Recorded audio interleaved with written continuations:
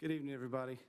Call this meeting to order of the City Council for the City of Monroe, September 10th, 2019. I'd like to call on Larry Bradley to give our invocation this evening. Okay, may we pray. Father God, we pause tonight before the start of this meeting, and I just want to lift up to you the people of Monroe. And with that, lift up the city of Monroe, because as we know, the city is its people. Father, we know that as a city, we have challenges. We also know that we have responsibility to do things, do the right things for the people of Monroe. And Father, just ask you to be with us as a council as we have discussions and we make decisions, that in all that we do, we remember each of the people that live here in Monroe, each of the segments of people, that we make decisions for the whole, but remembering the individual. Father, we ask you to be with us tonight as we go into this meeting. We're thankful for the people that are here in attendance. We're thankful for the City of Monroe staff, and we're thankful for members of this council that give of their time for service to the people. We just ask you to bless everyone here, because I pray in my Savior's name, Jesus Christ. Amen. Amen. Let the record reflect that all members of the council are present this evening. I need a motion for the approval of the agenda, please. Motion to approve. A motion by Ms. Malcolm. Do I have a second? I'll second. Mr. Ross Bradley. Any discussion? Hearing none, all in favor signify by saying aye, please. Aye. All opposed, like sign. Motion carries. Need to move to the approval of the consent agenda, please, and I need a motion for approval. Move to approve. Second. I have a motion by Mr. Larry Bradley and a second by Mr. Wayne Adcock, correct? It was Nathan. Mr. Nathan Little, sorry. Motion by Mr. Nathan Little. Thought you were throwing your voice, Larry. And a second by Mr. Adcock. Any discussion? Hearing none, all in favor signify by saying aye. Aye. All opposed, like sign. Motion carries. Now, public presentation tonight. We have invited a couple of folks to come speak, and then I have one small presentation before we get to public comment. On stage, Walton, Mr. Mark Hammond is with us tonight. Mark, would you like to come forward? I got a quick question. You said no public conversation. No, we'll do a public presentation, and then we'll move to public comments.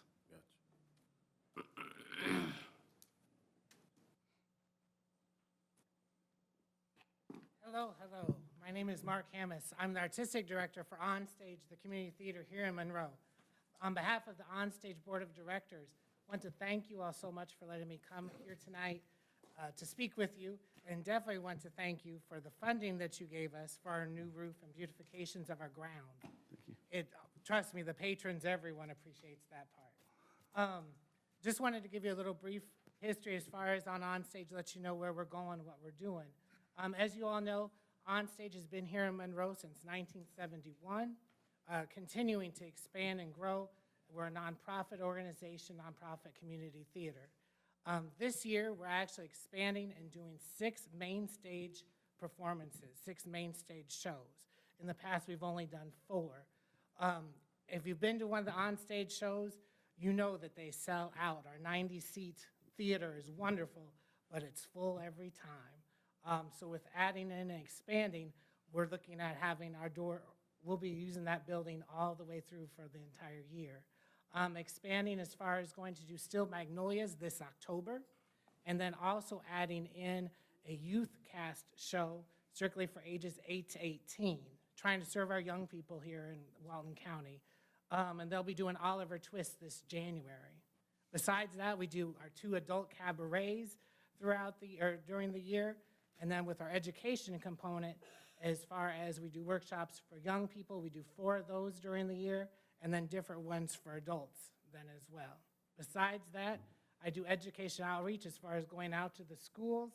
We do our one-act high school festival for all the high schools here in Walton County for their one-act competitions, giving them a chance to perform for each other in community to actually be able to see them besides the contents.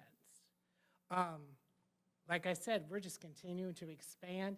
We're excited, looking at probably from last year into this year, looking at serving about 5,000 patrons, 5,000 folks here in Walton County by the time we're all done, as far as the end of our season. Any questions for anyone or anything? Any questions for Mr. Hammis? I just want to tell you how much I appreciate the work that you do. And he said every show's a sellout, and he absolutely means every show's a sellout. Our shows, the cabarets that are done at Wayfair, brings them downtown for a different venue, teaches a bunch of kids, and we have a lot of talent here. A lot of talent. And I know you work real hard for Monroe, and I appreciate the work that you do. Quick and painless, man. Thank you for coming in. Nice and easy. Thank you all so much. Thank you. Cassandra Hainsworth with 4-H, please. Now, Cassandra has 5 minutes, but I know she needs to go pick up children, so if she needs to speak quick, we'll let her get out of here just as quickly as she wants. Good evening, everyone. All right, so my name is Cassandra Hainsworth, and I'm the Walton County 4-H agent. I just wanted to talk to you just a little bit about the program that we have here in our county, and just to give you a little update on some of the things that we're doing this year.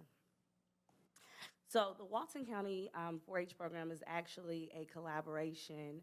It's a part of the Cooperative Extension Service, and in our office, we have 3 different program areas: agriculture and natural resources, family and consumer science, and 4-H youth development. And so all 3 of those program areas work within our county program to give services to the citizens of the county, our respective counties. As far as our 4-H youth development program is concerned, we are actually a collaboration for the state of Georgia. We're a collaboration between the University of Georgia's College of Agriculture and Environmental Sciences, the UGA's College of Family and Consumer Sciences, Fort Valley State University, the USDA, our respective counties. So here we are a collaboration with Walton County, Georgia 4-H Foundation, and the National 4-H Council. So those are all of the areas that we collaborate with to be able to provide programming here. So just a little history about Georgia 4-H. It was actually started just a few miles south of here in Newton County, and it actually first started with Boys Corn Club and Girls Tomato Club. And for those of you that are a little familiar with our program, you'll know that we've expanded greatly beyond that since those days. So our Georgia 4-H program works hard to make sure that we are developing youth into productive citizens. And part of our mission is to make sure that we're giving them the knowledge and the skills necessary to become those active citizens and hopefully contributing to the society that wherein they decide to reside. We do that through 3 main program areas: STEM and agriculture, healthy living, and civic engagement. And here in our county, we also do that through 4 main base programming areas: in-school programming, project achievement, camp, and state council. We also have another area, which is specialty clubs, which is not a base program for Georgia 4-H, but we do offer a great deal of programs in that area for the youth of our county as well. So within our in-school programming, we actually go into every 5th grade class within the Walton County School District, Social Circle City School, and George Walton Academy. So this year we have approximately 51 classes of students, and we usually range between 1,200 to 1,300 students. We also do after school at the 3 middle schools within the county and Social Circle Middle. Project Achievement gives students an opportunity to pick a project, research a topic, and they present on that topic both at the area level, the district level, as well as the state level. Our students participate in camp each summer, and they have an opportunity from 4th to 6th grade to attend camp with us at any of the 5 camping facilities that we have available. And then we also have state council, which is where our state officers are elected, and our 8th through 12th graders have an opportunity to attend there. These are all of the specialty clubs and judging teams that we have here in Walton County. As I stated earlier, they are not a base program area, but we do try to make sure that we have plenty of opportunities for our students here in Walton County. So if you have any questions, we're located just up the street, 100 North Broad Street, right on the corner of Spring and Broad. feel free to stop by if you have any suggestions for anything you would like to see in our program. Thank you. Thank you, Cassandra. Are there any questions, comments? I just want to tell you how much we appreciate what you do for Walton County. In fact, you said 1,300 kids on a very regular basis. She helps develop leaders. She's working with just long-term safety and leadership development impact of the city. So I know you work tirelessly. She's a Mississippi State Bulldog, and we won't hold that against her. But we're really glad she came. Thank you. Yes, ma'am. Thank you. One thing that's not on the agenda that it was on last week's agenda, and I just wanted to follow up and touch base. We've invited our Downtown Development Association here. Is Ms. Krozik available? Sadie, would you like to tell us the big news? Well, we wanted to recognize our Downtown Development Authority Board because they are the volunteers that serve the city and help with all the programs that we do downtown. And this year they won Downtown of the Year. And we also won Best Creative New Event from the Georgia Downtown Association for our Farm to Table event, which raises money and funds our farmers market every year. And so we have our Farm to Table Planning Committee here, and we also have our Downtown Development Authority Board members, if we'd like to bring them up and take a picture with the shiny awards that they won. So You want to run up and take a picture real quick? Thank you so much. While you're walking up, that Farm to Table dinner was fantastic. Our concerts are great. Farmers market's outstanding. The downtown's hitting on all cylinders. I appreciate all the work that every single one of you does.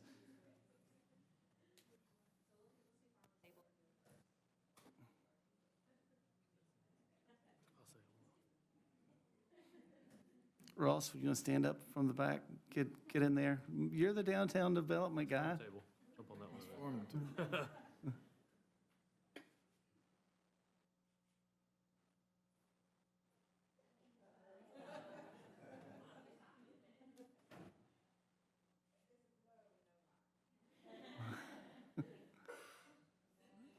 Thank you so much, everybody. DDA and Ross.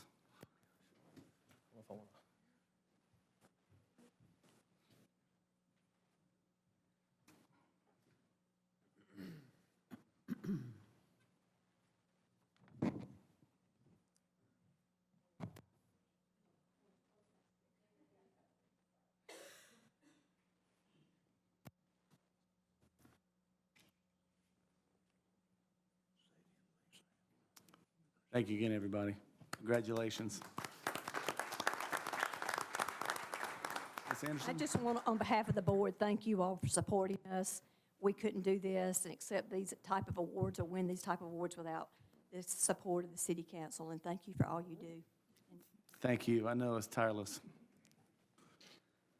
Moving to our public forum, tonight, before we get into the public comments, just by show of hands, is there anyone here who is not wanting to speak regarding Conestoga Home Park?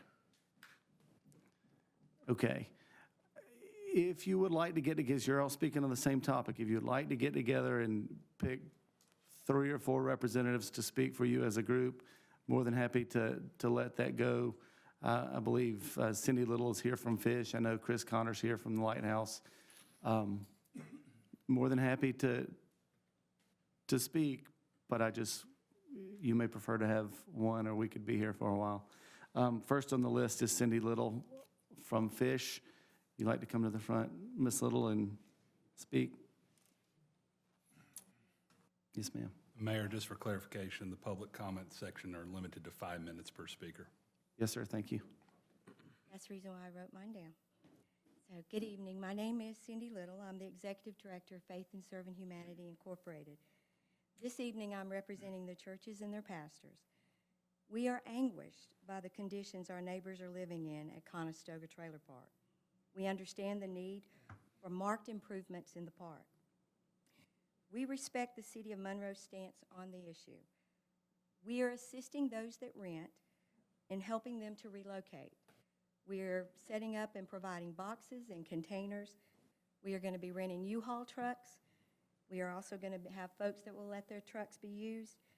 We are having volunteers to help with some of those that are disabled who cannot pack. We have volunteers that are also helping move. So we will have moving Saturdays all the way up to the October 11th cutoff date. We have searched and investigated the area to find lots to relocate the trailers, which are owned by the individuals. This is a challenge. It will not be easy, and it will not be cheap. We as the church would like to ask the city for mercy and grace on the trailers which are owned by the individuals. Please allow the utilities to remain owned for these trailers, approximately 15, past the October 11th deadline. Thank you for your kind consideration. Thank you. Thank you for coming in. Now, do we have someone who wants to speak for the group, or do you prefer that I just go down the list?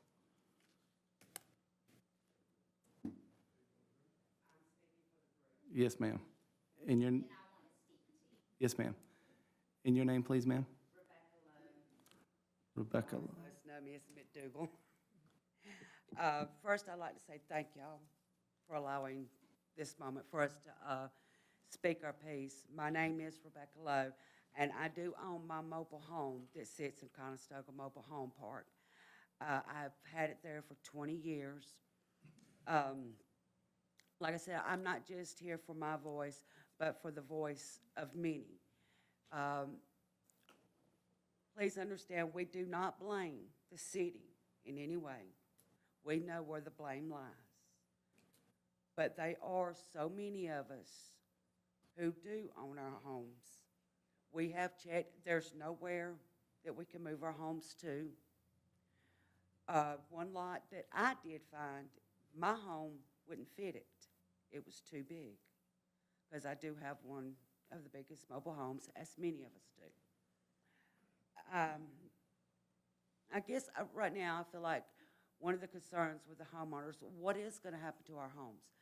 Now, I still owe a mortgage on mine. So whatever happens, if I can't move my home or I can't leave my home, me and a few others are still going to have to pay a mortgage. And we're going to be paying a mortgage for something that we can't live in.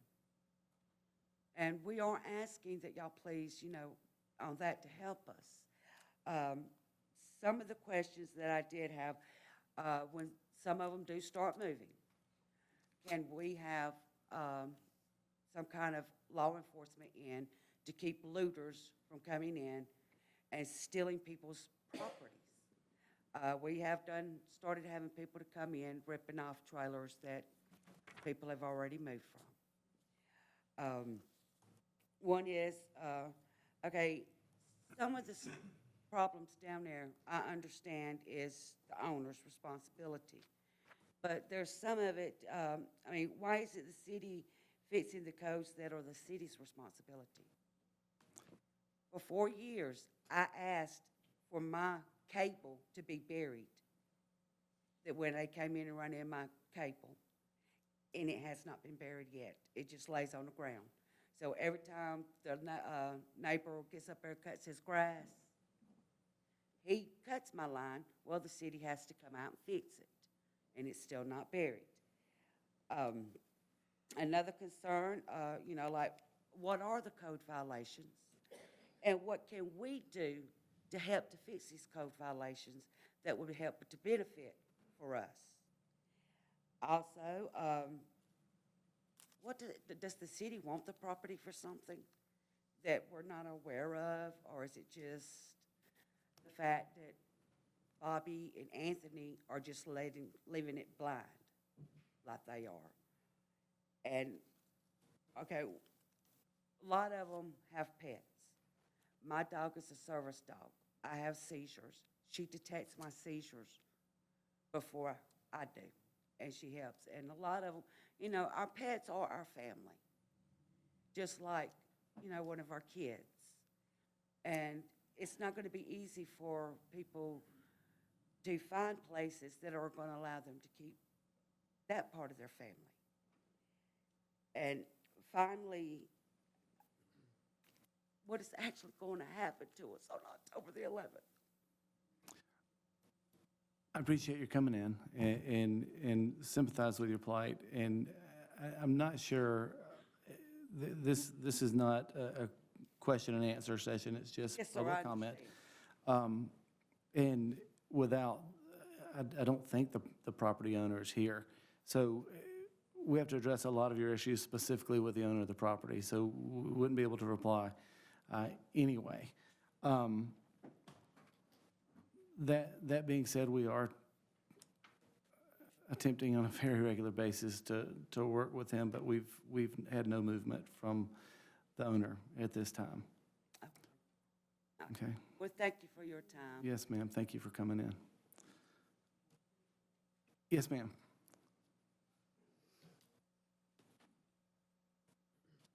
I'm Pam Whitehead. I am the missionary from the Appalachian Baptist Association. And I have a mission church in the middle of Conestoga that my late husband and I started 15 years ago. So what I can do is testify. I know Conestoga. I've been there 15 years. And when we first got there and brought our little 8-year-old in there with us, Conestoga was a very, very dangerous park. You didn't even go in the daytime, let alone the nighttime. But we did. And what I've seen the Father do, what I've seen God do, is transform that park and transform the people. It is 100% better than it was 15 years ago. It's a safe place now. Kids can play outside. They used to couldn't play outside because it was dangerous. They can play outside. It's a family park. People help each other. We have widows there. We have elderly people there. We have people that work, people that are on disability. I know 2 of our people right now. Several weeks ago, he had 8 inches from his foot up his leg cut off because of diabetes. And we have another one that just last weekend had several toes, the bones or the toes cut off with that. So you have various things going on in the park. And they have the same visions and the same dreams that all of us have. You know, but by the grace of God, we could be the one that has to live in a mobile home park. But this mobile home park has changed drastically. And so I guess I just pray, open your hearts. I don't know how a small town works or city government. I don't know how any of that works. But maybe there's more funds. Maybe there's a way to get Conestoga to look the way that you want it to be and to help the people there. And we have children that are going to wind up, if they have to move, maybe wind up in another town and start all over in another school, or even have to change schools, even if they find a place here. So there's lots of variables with it. But I just wanted you to know that I have witnessed the change in Conestoga. And, you know, of course, all the 15 years I've been there, I've always heard, you know, that the city was going to close the park, but that never happened, you know. So I'm, you know, in my heart, because I care about them and I love them. So I have to ask, why now? Because we've always had code violations there. I mean, that was just a given with it. But I can say that it has improved. And I will say 4 years ago, I wasn't happy with who we had as our local manager there. But I prayed and I asked God, I said, please bring someone in that really will make improvements here, take these trailers, fix them up, and bring people in. And, you know, that manager left, and Bobby, the other owner, came in 4 years ago, and he started working on those trailers and making them where people could live and bringing people in and filling in some of the little potholes as he could. So I've seen him working. I mean, that's all that I can testify to. But give them grace and just help them so they can stay where they're at and continue to grow and be who the Father wants them to be. Because it's not the Conestoga it was 15 years ago. But thank you for giving us a voice and letting us share tonight. Well, I appreciate your coming in. I appreciate what you've given to the mobile home park, and so do the people who live there. And thank you for your comments. Yes, sir. And your name, please? I live at Conestoga. I've literally just moved there probably not even 6 months, 7 months ago. I lived in Southside a long time ago when I was a little kid, and I wouldn't have dared to go in Conestoga whenever I was a little kid. And I wouldn't even moved in there 5, 10 years ago. But now it really is a decent place to live and everything like that. And ever since this code enforcement paper came out, since August, I've been looking nonstop for a place. I haven't found nothing available. I have 2 dogs that are in my house that they're my guard dogs for my little girl who's almost 2 years old. And I don't know, none of y'all would like nothing to happen when you're one of y'all's kids. So basically, it's really hard for me as a father to take care of my little girl, and I'm paying child support, and I got all the stress of the bills and everything. But I'm happy to have the stress of the bills because that's what makes me stronger as a man. But it's just ridiculous because we can come together as a community. Like he sat there and said, we're here to help. So I don't understand why we can't come together as a community and come and help. We have elderly people that depend on their income. They only get one check by check. I've struggled all my life ever since I was 15 years old. I had to get it myself. A haircut, shoes, socks, anything. I had to go get it on my own. I don't ask people for handouts. I don't like asking people for handouts. I'm pretty sure all these people that are here are residents because they don't want to move. They're happy where they're at, and it's just we need to come to an agreement and figure out what we need to do to help. And that's all I want to say. Yes, sir. Thank you for coming in, Mr. White. Yes, ma'am, you may. Your name, please.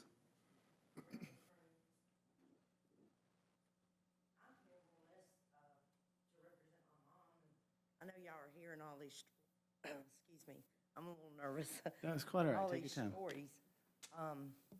My mom has lived there for 22 years. She's 84 years old. And, you know, everybody's being displaced. But I just kind of like to reiterate that, like, to me, for one thing, we don't get information from the owners. We don't see the owners. The owners are not answering any of their questions. It's a very stressful thing for all of these people that they're going through. You said that it's not a question and answer thing. Right. They've talked about, they've gotten 2 letters. They've got the notice of disconnection of utility services, and it has sections 18-67B and 98-7. I don't know if there's anybody in this crowd that even knows what that means, you know, why it's being shut down. If there's a danger that they should all be worried about or not. They state that the code violations, that they've taken steps to address them. They said that they've hired a law firm to help get an extension, and they're in talks with buyers that can pay for all improvements the city requires. Everybody's here is just wanting answers. You know, is there a buyer? Do y'all know? Does anybody know? We're not the property owner, no, ma'am. Well, it talks about what they're gonna do with the homes that are left, and I guess I'm just trying to reiterate to y'all, you know, I don't know if you have parents.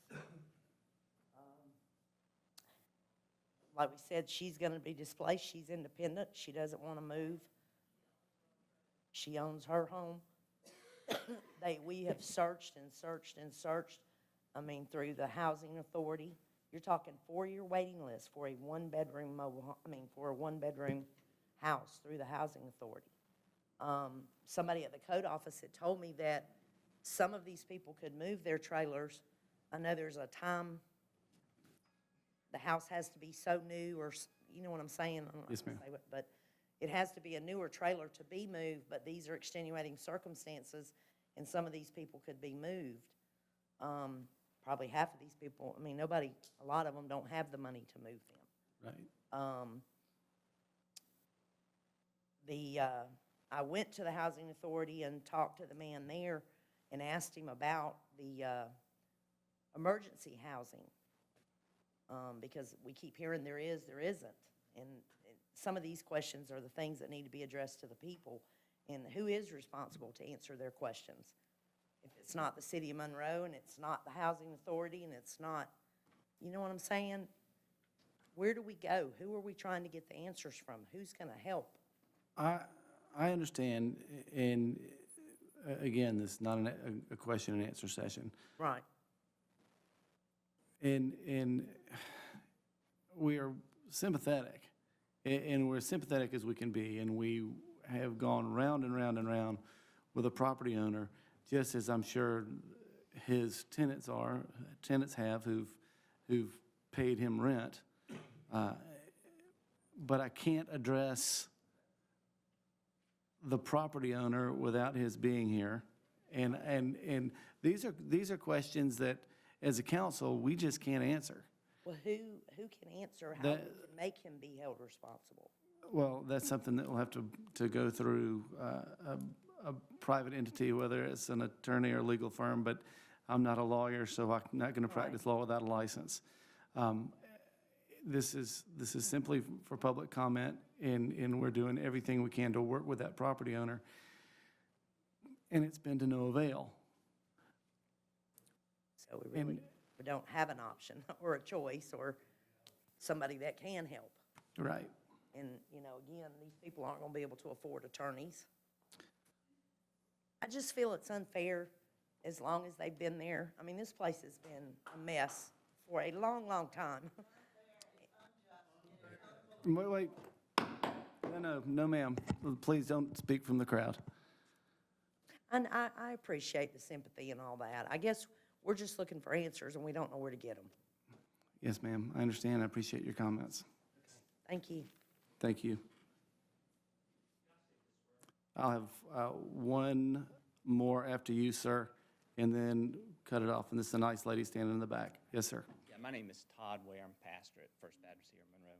Thank you for coming. You're welcome. Just picked up the timeline of events for the trailer park. And the very last point, it says September 10th, 2019.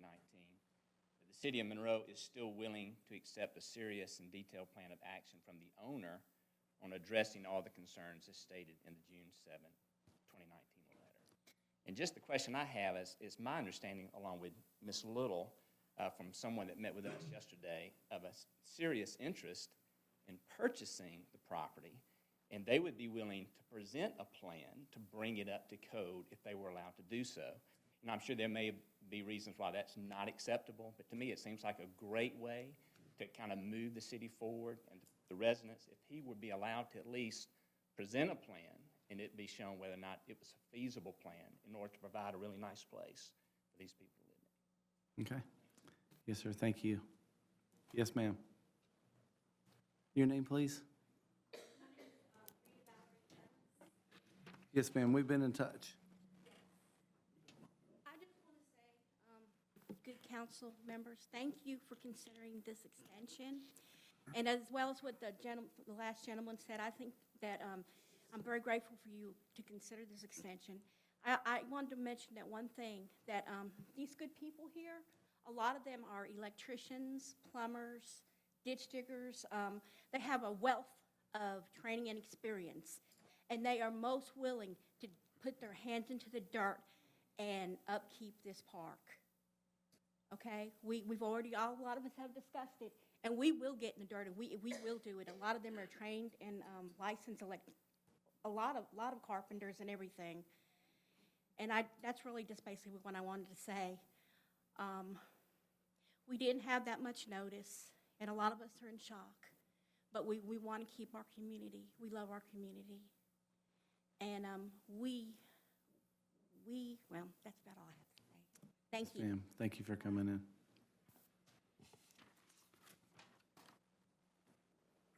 And we need to move to the public variance for a sign at 206 South Hammond Drive. Mr. Stone? Mr. Stone's not here this evening. I'm sorry, Patrick. Mr. Kelly? All right, but thank you. This is an application for a sign variance at 206 Actually, this says 150 Baker Street, but it's actually on Hammond Drive, the sign. And they're asking for a variance to allow them to modify an existing non-conforming sign to a lower level of non-conformity, allowing their changeable copy sign to be changed out to LED and keep the First Christian Church portion of the sign internally illuminated. The Planning and Zoning Commission recommended approval. Well, we've recommended approval with conditions that it be made more conforming by using suitable materials like metal or wood and use halo lighting. So you can consider it as recommended by Planning Commission or those conditions. Thank you. Are there any questions for Mr. Kelly? Hearing none, I'll declare this portion of the meeting open. Is there anyone here to speak? Is the applicant here? No? Yeah, they are. Yes, sir. Come forward, please, sir. You want to speak for the variance? I'm Lee Dillard, and I represent First Christian Church, and we are, as you explained, looking to update our sign. The current one was installed sometime after Sherman's army left. And, it was state-of-the-art at one time, but we're looking now for a digital sign. And our plan was to install it within the same framework, literally, and it's a brick framework, and that was our intention. So it would be the same size sign, just a digital sign, and we can illuminate it. Of course, it has to be illuminated internally, the digital part of it, but the header, the First Christian Church header, can be illuminated any way that it needs to be. Okay. Thank you. Okay. Is there anyone here to speak in favor of the variance? Do I have anyone here to speak against the variance? Hearing none, I'll declare this portion of the meeting closed. We'll revisit that in just a few moments. We'll move into new business, and guess what's the new business is the variance of your sign. I'll open the floor to council members for discussion and interaction, please. Do I have a motion? Was that statement different from what's on the application? They are willing to do some kind of halo lit sign for the top portion?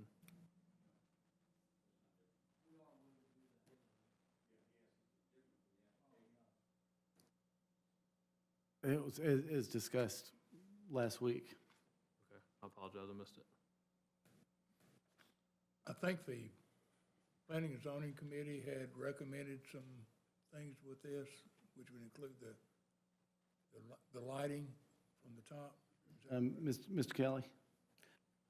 Yes, we're making the recommendation that the banner portion of the top of the sign that says First Christian Church be made from wood or metal and be either halo or ground lit or gooseneck lit. And does the applicant agree with that recommendation?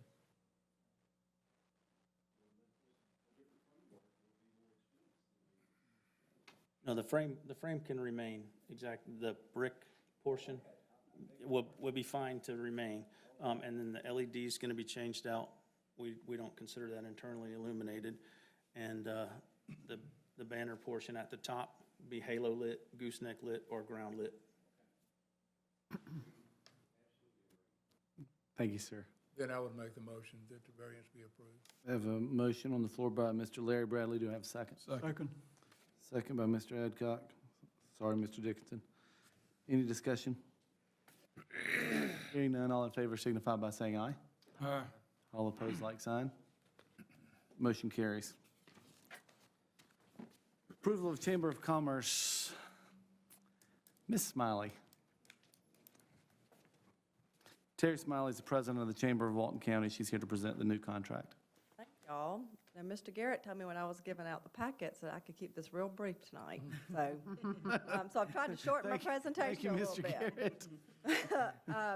So we do appreciate the support of the council and mayor and all of the city employees that are so active in most of our events that we have. You do have our community magazine and map in your packets, and we are excited that we'll be going to an annual magazine next year, so it'll keep it a little more current and relevant to what's going on in the communities. Our membership, we actually have 259 members in Monroe, so that makes up almost 50% of our total membership in the chamber. Network breakfast, we just held a network breakfast at the community building, and we had over 70 people there, and that was tripled what we had last year, so that was a huge turnout. A couple people said we might outgrow that space, actually. So Coffee and Connections, Luncheon, several events. We've had 16 ribbon cuttings here. We have 3 coming up in the city. We have Addison's Wonderland this Friday at 2 p.m. We have Team Up Mentoring on September 25th at 10 a.m. And then Sanders Consign and Design, it will be October 3rd, and we don't have the date quite picked for it yet, and the time picked for it, but it'll be October 3rd. And then, of course, we're trying to get South on Broad to get his schedule too, so we'll get that on the calendar also. A new event that we have, we're excited about, is our Battle of the Burgers, and that will be September 28th. It'll be on Court Street on the opposite end from the farmers market. We've coordinated with them as far as getting the farmers market vendors in and out. We have 8 competing for the title of the best burger in Walton County. And so we have Amici, Chili's, Cotton Cafe, LR Burger, RJ's Soul Food, Silver Queen, South on Broad, and Your Pie. So we're excited about that, and you can get your tickets online at waltonbattleoftheburgers.com. We are holding our expo in Monroe this year.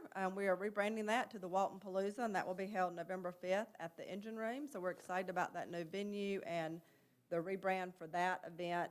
We think that the public might want to come to a Palooza more so than an expo. So we think that that will be a nice rebrand.